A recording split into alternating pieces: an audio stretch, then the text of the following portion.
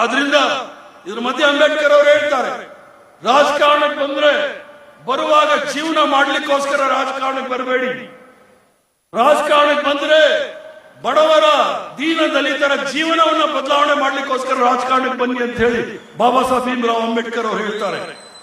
ಅದಲ್ಲದೆ ದೇಶದ ಅತ್ಯಂತ ಬಡ ಮತ್ತು ದುರ್ಬಲ ವ್ಯಕ್ತಿಯನ್ನು ನೆನಪಿಸಿಕೊಳ್ಬೇಕು ಅಂತ ಹೇಳಿ ಮಹಾತ್ಮ ಗಾಂಧಿ ಅವರು ಹೇಳ್ತಾರೆ. ಯಾಕಂದ್ರೆ ಈಗ ನರೇಂದ್ರ ಮೋದಿ, ಅಮಿತ್ ಶಾ, ಭಾರತೀಯ ಜನತಾ ಪಾರ್ಟಿ ಅವರು ನೆನೆಸಿಕೊಳ್ಳದೆ ಅದಾನಿ ಅಂಬಾನಿ, ಬಡವರನ್ನ ಯಾರು ಸಹ ನೆನೆಸಿಕೊಳ್ತಾ ಇಲ್ಲ. ಆದ್ರೆ ಮಹಾತ್ಮ ಗಾಂಧಿ ಅವರು, ಈ ರಾಷ್ಟ್ರಪಿತ ಮಹಾತ್ಮ ಗಾಂಧಿ ಅವರು ಹೇಳಿದ್ದು, ದೇಶದ ಅತ್ಯಂತ ಬಡ ಮತ್ತು ದುರ್ಬಲ ವ್ಯಕ್ತಿಯನ್ನು ನೆನೆಸಿಕೊಳ್ಳಿ, ನೀವು ತೆಗೆದುಕೊಳ್ಳುವ ನಿರ್ಧಾರವು ಅವನ ಬದುಕನ್ನು ಉತ್ತಮಗೊಳಿಸುತ್ತದೆ ಎಂದು ಪರಿಶೀಲಿಸಬೇಕಾಗುತ್ತೆ ಅಂತ ಹೇಳಿ ಮಹಾತ್ಮ ಗಾಂಧಿ ಅವರು ಹೇಳ್ತಾರೆ. ಅದ್ರ ಜೊತೆಗೆ ಸಾಮಾಜಿಕ ಸೌಹಾರ್ದತೆ ಮತ್ತು ಧಾರ್ಮಿಕ ಸಾಮರಸ್ಯದ ಕುರಿತು ಬಹಳ ಆಳವಾಗಿ ಹೇಳ್ತಾರೆ.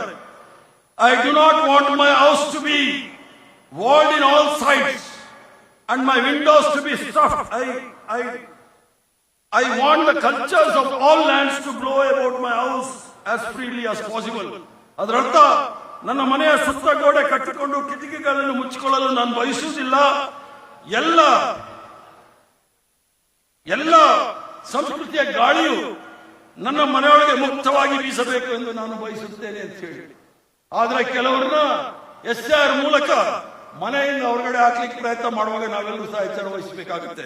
ಅವ್ರು ಯಾರು ಸಹ ಅಲ್ಲ, ನಮ್ಮ ಸಹೋದರ ಸಹೋದರಿಯರೇ ಅವರೆಲ್ಲರೂ ಸಹ. ಅದ್ರ ಜೊತೆಗೆ ಸರ್ವೋದಯ ಸಂದೇಶವನ್ನು ಕೊಡ್ತಾರೆ. The best way to find yourself is to lose yourself in the service of others ಅಂತ ಹೇಳಿ. ಅಂದ್ರೆ ನಿಮ್ಮನ್ನು ನೀವು ಕಂಡುಕೊಳ್ಳುವ ಅತ್ಯುತ್ತಮ ಮಾರ್ಗವೆಂದರೆ ಇತರರ ಸೇವೆಯನ್ನು ನಿಮ್ಮನ್ನು ನೀವು ಅರ್ಪಿಸಿಕೊಳ್ತಕ್ಕಂಥದ್ದು. ಇದು ಕಾಂಗ್ರೆಸ್ ಪಕ್ಷದ ಸಿದ್ಧಾಂತ ಅನ್ನೋದನ್ನ ನಮ್ಮ ಖರ್ಗೆ ಸಾಹೇಬರು ಹೇಳಿದ್ರು. ಕಾಂಗ್ರೆಸ್ ಪಕ್ಷದ ಕಾರ್ಯಕರ್ತರು ಸಿದ್ಧಾಂತದ ಬಗ್ಗೆ ಹೆಚ್ಚಿನ ಒತ್ತನ್ನು ಕೊಡಬೇಕು ಅಂತ ಹೇಳಿ.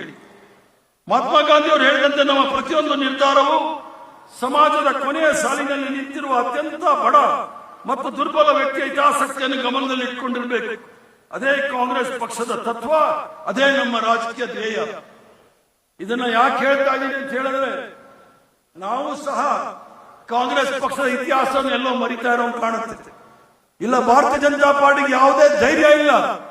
RSS ಅವರು ಪುಕ್ಕಲ್ರವರು. ನಾವು ಸುಮ್ಮನಾಗಿರೋದ್ರಿಂದ ಅವ್ರಿಗೆ ಅವಕಾಶಗಳಾಗ್ತಾ ಇದೆ. ಅದರಿಂದ ನಾವೆಲ್ಲ ಎಚ್ಚರ ವಹಿಸಬೇಕಾಗುತ್ತೆ. ಪಂಡಿತ್ ಜವಾಹರ್ಲಾಲ್ ನೆಹರು ಅವ್ರ ಬಗ್ಗೆ ಇಡೀ ಜೀವನೋದ್ದಕ್ಕ ಈಗಲೂ ಸಹ ನಿರಂತರವಾಗಿ ಅವ್ರಿಗೆ ಅವಹೇಳನ ಮಾಡ್ತಕ್ಕಂಥ ಕೆಲಸ RSS ಅವರು ಮಾಡ್ತಾ ಇದ್ದಾರೆ. ಆದ್ರೆ ಅವರು ನೆಹರು ಅವರಿಗೆ ಯಾವುದೇ ರೀತಿಯ ಹತ್ರಕ್ಕೆ ಬರಕ್ಕಾಗೋದಿಲ್ಲ. RSS ಅವರಲ್ಲಿ ಭಾರತೀಯ ಜನತಾ ಪಾರ್ಟಿಯಲ್ಲಿ ಯಾವುದೇ ದೊಡ್ಡ ನಾಯಕ ಅಂತ ಅನಿಸ್ಕೊಂಡವನು ಕೂಡ ಪಂಡಿತ್ ಜವಾಹರ್ಲಾಲ್ ನೆಹರು ಅವರ ಹತ್ರ ಬರಕ್ಕಾಗೋದಿಲ್ಲ.